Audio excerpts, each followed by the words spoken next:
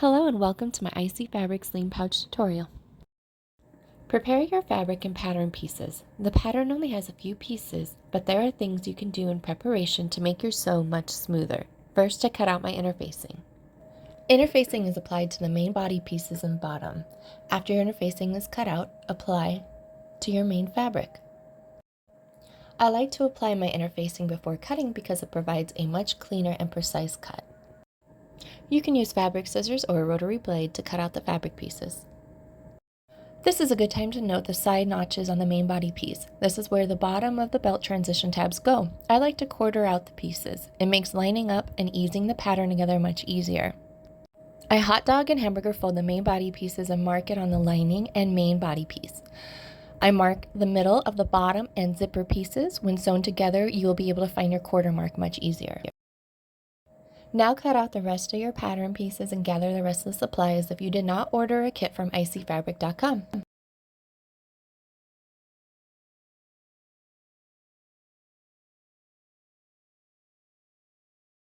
It is time to attach the zipper and the bottom pieces. Start by laying down the main fabric right side up, then putting the zipper right side down so the right sides are touching. Lay the lining pieces right side down to the wrong side of the zipper, sandwiching the zipper. Line up the edges and sew using a 3/8 inch. You will use 3/8 throughout the pattern. I recommend using a zipper foot for this part, but a regular foot will work as well. Open up your zipper and fold it back. Get a really good press here, then top stitch along the edge of your zipper using a 1/8 inch and repeat for the other side. This is what your zipper will look like. Take your main fabric bottom piece right sides together with your main fabric zipper piece. Fold up the lining. Do not sew over the lining at this part. Sew along the edge up to the zipper, not sewing over the zipper. Repeat for the other side and on the other side of the bottom piece, then repeat for the lining.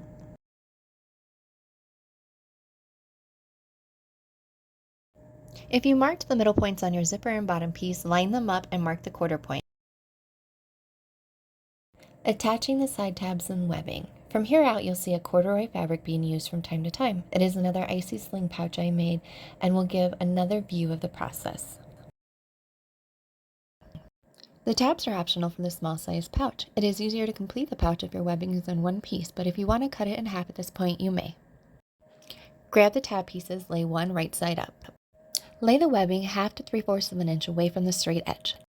Lay the opposite tab right side down, sandwiching the webbing. Stitch around the tabs, leaving open the side the webbing comes out of. I like to stitch over the webbing a few times, giving it a good solid seam. Repeat for the other side and the other 2 tab pieces. Pull the webbing to turn tabs right side out, push out seams, and press really good. Take your back main body piece and lay it right side up. The notches indicated by the pattern will be where the bottom of the tabs or webbing line up. Clip and sew both tabs into place. Sew back and forth a few times for a strong seam. Attaching the main fabric body pieces. If you haven't already, it is a good time to quarter out your main body fabric, lining, and the attached zipper bottom pieces. This makes the next few steps much easier. I marked the top and bottom center of my main fabric. The notches indicated on the pattern are the middle sides of your main body pieces. After the pieces are marked, match the marks of your main fabric body piece to your zipper bottom circle. Clip the main fabric body piece to your main fabric zipper bottom piece, right sides together. Make sure your tabs and webbing are towards the top of your pouch and zipper. It is easier to sew this part with the zipper open at least halfway. Sew your main fabric body piece right sides together to your main fabric zipper bottom piece. Carefully sew around the corners. When turning the corner, keep the needle down, press your foot up, turn the fabric, press your foot down, and then continue sewing. I went over the tabs a few times to make it a solid stitch. Repeat with the other main fabric piece, still not sewing over the lining. Attaching the lining. Make sure your fabric is quartered out. It makes it much easier matching each side of the pouch evenly. Turn your pouch inside out with the main fabric wrong side showing. Take the zipper lining and flip it over the other side of the zipper lining. Match your markings right sides together and clip. Continue to fold over the lining all around the purse, matching each marking right sides together.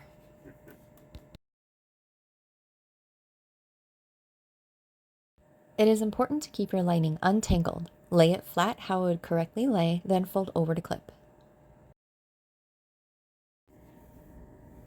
After you matched your quarter marks, clip around the pouch.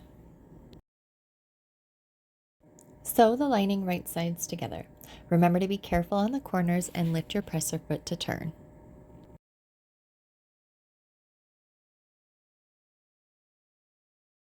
Unfold the pouch so the right sides of your lining is showing. Repeat for the other side. Fold the lining over your already sewn lining. Match your quartered markings, then clip around the pouch. Remember to leave a 2 to 2.5 inch unsewn gap at the bottom of the pouch to turn your purse right side out.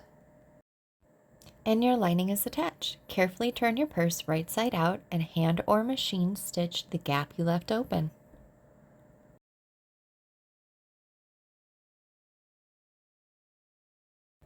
Finishing your straps. The supply list and directions state you will need 1 yard to 1.5 yards of webbing. I started with 1.5 yards. Find the middle point in your webbing and cut. This part is all based on preference. I suggest start big and cut more if you want a more snug fit. I want mine to sling over a winter coat. To achieve that, I only removed 8 inches of what will be the female side. I suggest using a jeans needle for this part as you will be sewing through 3 layers of webbing. During this part, you'll see me switching between my main sling pouch and a future sling pouch I'm prepping. Open the buckle and take the female end and slide it onto your strap piece. Fold the end of the webbing 1/2 inch and sew to secure using 2 lines of stitching. Here you'll be sewing through 3 layers of webbing. For the opposite side, the male side, I did not remove any length. Install the slide adjuster and slide down about 1 foot. Install the male end of the buckle by feeding the webbing up and around the center bar of the buckle. The male end should be pointing towards the unfinished strap. Feed the webbing back through the slide adjuster, the same direction as the first time, underneath the existing webbing.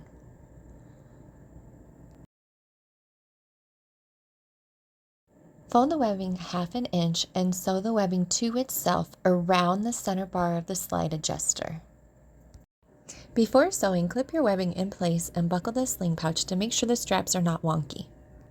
With 2 rows of stitches on 3 layers of webbing, sew in place. Congratulations, you have completed your sling pouch. If you find it to be too big, it is easiest to remove length from the female side. Thank you so much for following along.